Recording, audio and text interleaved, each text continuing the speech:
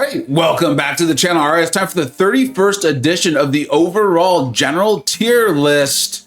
And before we get too far into it, I always want to remind everyone that this is a snapshot. This is intended to be a snapshot. You pull the champion, you go and you're like, what do Vega and the MCoC Illuminati think of this champion? But always make sure you play them, you test them out, you watch some of the videos that are linked on this spreadsheet before you start ranking them up, because the best champion to rank up is always the one you enjoy most. You will definitely learn more about them. You'll know how to use them, and when it comes time to use them in those very tough fights you're wanting them for, they and you will come through very, very well. Now, if you're very used to my format, the legend, the whole thing, you can go ahead and skip. I will put a timestamp in the description. You can go ahead and click that now to jump right to the rankings. Otherwise, stick around, because every time I put one of these out, I can tell some folks just didn't understand. They didn't know the legend. They didn't read through the whole thing. And that makes the video a little bit less pointless for them, or more pointless for them. So let's go and move through this very quickly. Now, there's the MCoC Illuminati. These are the brilliant people that I'm always shouting out. I watch their channels to get better at this game, and they have shared their experience with me, and they review this sheet every single time. Now, we're only going to have 4 champions we're talking about today, because it's the 2 new champions. There's been 1 promotion and then 1 buff champion, because the list is in a great spot. We'll look at 8.2 and see if it needs to be updated after that. And of course, we're always keeping our eye out for the evaluations, or the evolution, of the game and the meta and those sorts of things.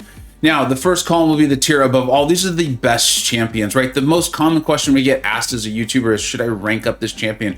Followed closely by, do they need to be awakened, and are they recoil friendly? So if you're in the best tier, you're in the tier above all. If you're in the top shelf tier, that means, yeah, we'll answer that question with, heck yeah, you should rank them up. Juggernaut, heck yeah, do it. Super premium is like a very confident yes. Like, we're not quite heck yeah, we're in yes. I think you get the point. Premium, yeah, but let's check. Let's see what else you're working with. Why is it that you want to rank up your Mephisto? Like, let's just make sure.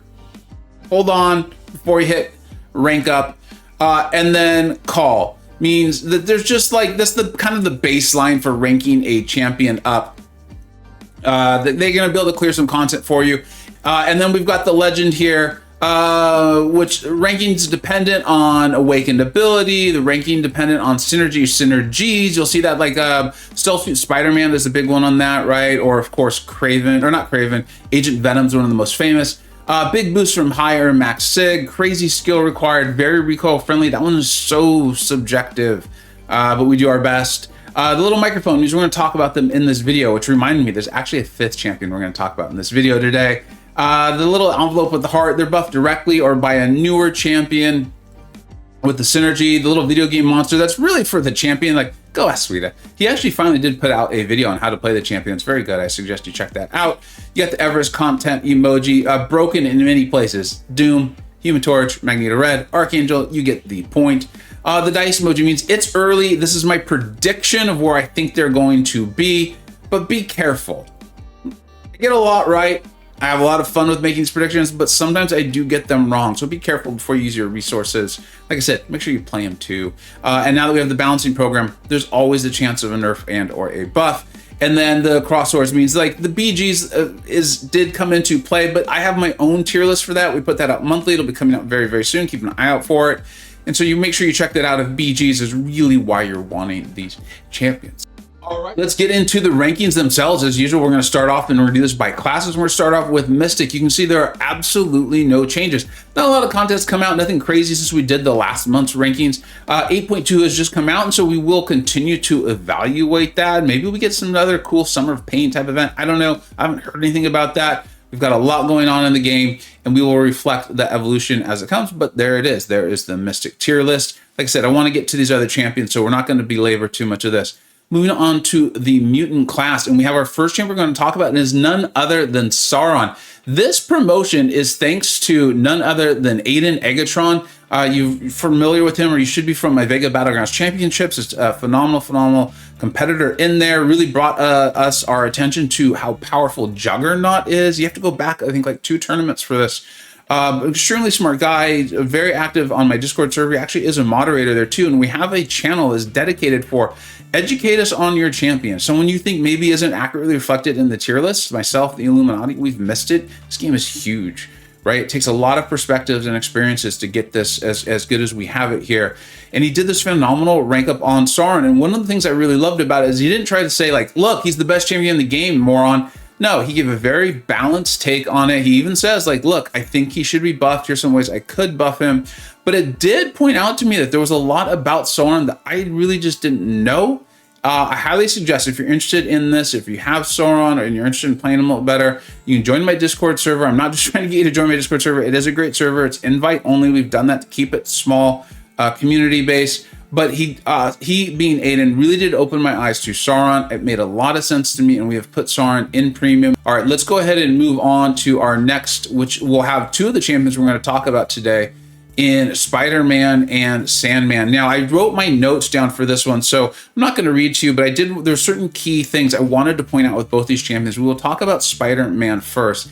I'm not going to really address the whole thing about should it be better or not. I think that's for a different time. You can attend one of my streams, and we can talk at length about really popular comic book characters or very powerful comic book characters and putting them in the game, the difficulties that can happen with that. Now, I do actually think this was a very good buff. There's a lot of very smart players, BMcG, MSD, and other players who don't just go by initials, who really love this buff, done some great things with them. First thing I want to point out is the taunts, the amount of taunts. Think about this game, right? One of the most annoying things is when you're having to wait on the AI to throw their specials. Now, taunt isn't make it 100%, but Spider-Man stacks so many taunts. It's not only making lowering the attack rating of the defender, which is great if you make a mistake, but it's making it significantly more likely for the defender to throw their specials, which is one of the most commonly complained about aspects of this game is a passive AI that won't throw their specials. And getting those taunts up is a really important part of Spider-Man's loop, which makes the flow on him excellent. And I love that. And what I mean by flow is you just kind of play the champion and the good things, the strengths of the champion just naturally start coming out by playing them. I love that. And Spider-Man has an excellent flow. Decelerate, right? Stopping the evade and the unstoppable. And this is a flat reduction. Sometimes in our game, these percentages are not flat. This one is, meaning if you're going up against a champion, I think DLL uses this very specific example. It's either him or Karate Mike. They both are doing a good job of getting the word out on this. If the champion you're going against has a 3% chance to evade and you get up a 3% decelerate, that means that champion will not evade. That's how that statistic, that ability in the game works. The duration of stuns can't be reduced against skill champions. Keep that in mind, sticking with the class wheel there a little bit. That is fantastic for Battlegrounds and War. If you enjoy those modes where you're going up against a defender who has the Limber Mastery, it's going to help you get around it. That is phenomenal. That is a very big deal. You get those taunts up, you throw the SP1. If it's a shorter fight, they even call this out in the champion spotlight. Go directly into the SP2. Often that's going to end it. If not, you can throw a couple more SP1s, one or two more. I really like this champion. Check out BMcG's channel and MSD for some highlights of this champion doing phenomenal work. He is someone that is in the 7-star crystal.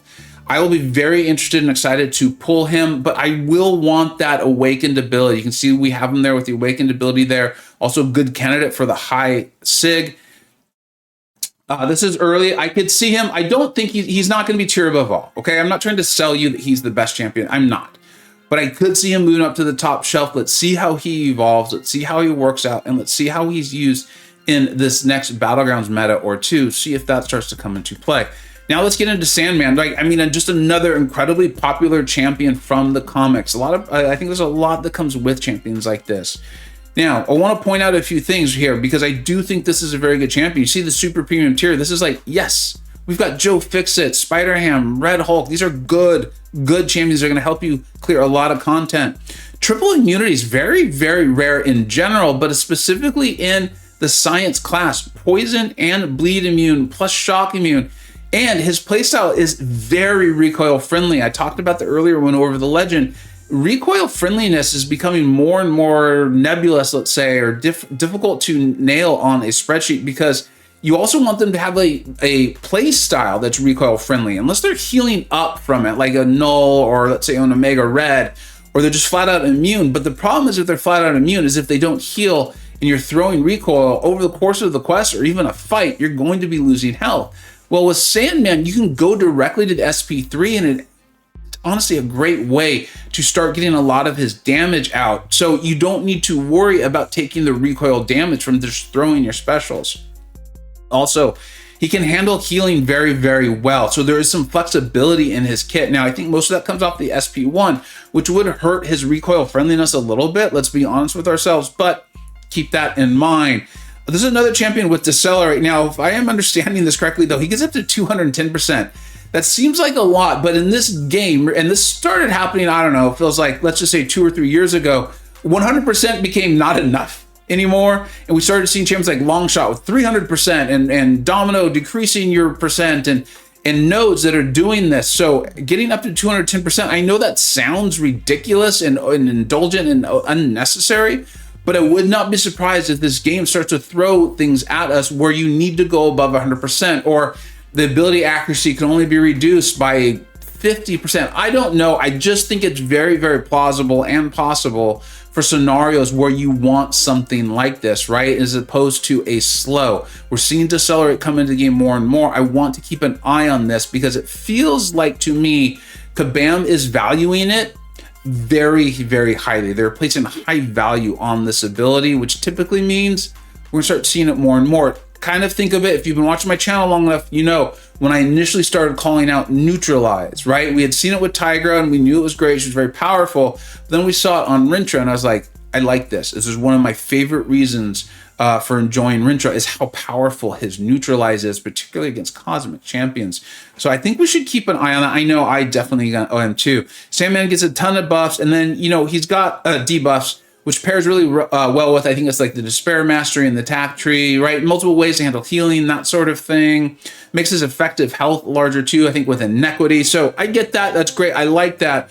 But here's the other thing I really like about him, is I do think he has a very enjoyable, fun play style. Now, you know, I always talk about, you are going to invest and be better with the champions you enjoy. I talk about ring up the champion you enjoy, not only because it's a game, but because you're more likely to get good with that champion, to be able to utilize them well. His playstyle is very fun. You kind of play him, you just have the loop going down, and then you go passively unstoppable. Very cool that it's passive. It really, I think, fits, right? He's not going to be nullified or staggered by a Mystic champion. And then you just kind of go and pound, and you heavy, and you have a very, very good time. I like him.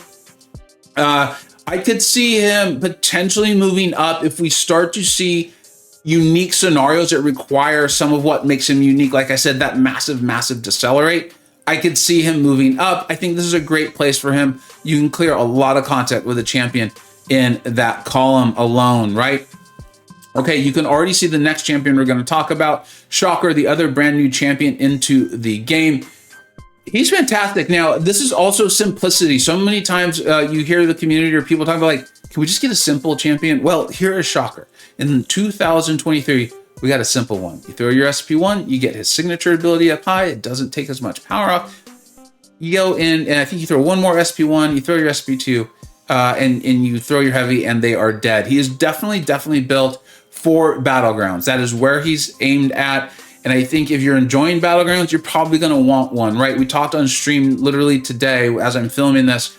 Dreamin has him at rank 4. And he's like, yeah, he's pretty good. He's also good not only inside his class or the obvious matchups, but he handles Doom and Rintra. Those are two of the tankiest, beefiest, most difficult defenders in Battlegrounds.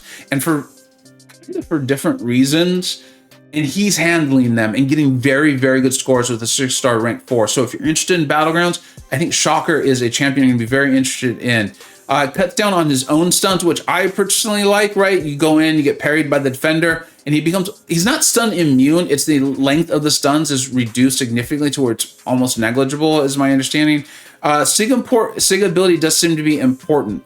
You want to get that up. It's what's going to help you save your power off of that first SP1, which is a big deal to speed, because I think you're wanting to use him in Battlegrounds. He does have a very nice loop. Like I said, simplicity. It's a simple man. I think they even called that out again too in his write-up. And you're going to end it with this very, very big heavy. Now, the potential negative is called out is if it's a node that makes it so you can't do too much damage in one burst, which is fine. I mean, this is a game, a big game. And then he also removes the Limber Mastery. So again, very much tailored towards Battlegrounds. I personally like that. It's like they wanted to make a strong Battlegrounds champion. How do we do that? What are the problems that are in Battlegrounds? Limber is one of them. You got to deal with it.